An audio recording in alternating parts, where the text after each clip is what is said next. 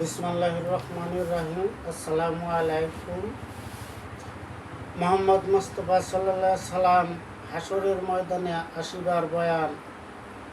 হয়তো আমি মুখে উল্লেখ করে গেলাম এই মোহাম্মদ মুস্তাফা সাল্লাল্লাহু সাল্লাম হাসরের ময়দানে আসিবার বয়ান আপনারা দেখবেন, শুনবেন।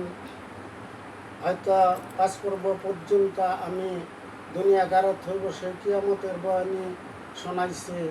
আজ সেই মোহাম্মদ মুস্তাফা সাল্লাল্লাহু আলাইহি সাল্লাম হাসরের ময়দানে আসিবার বয়ান আমি এখন শুরু করব বা ভিডিও করে আপনাদের সামনে ধরব।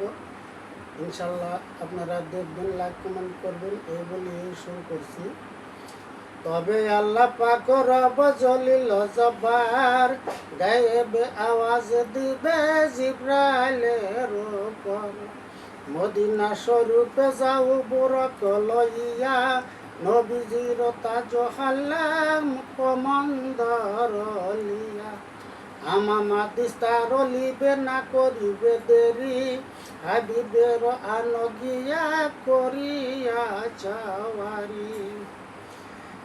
হার পিয়ার রাসূল মরা দিনের সর্দার, উম্মতের দায় হয়ে আছে বেকার।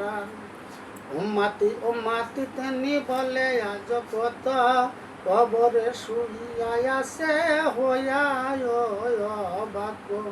বেহুশ বেহালে আছে উম্মতের দায়, আমার সালাম দিয়াই উঠিবে নাই।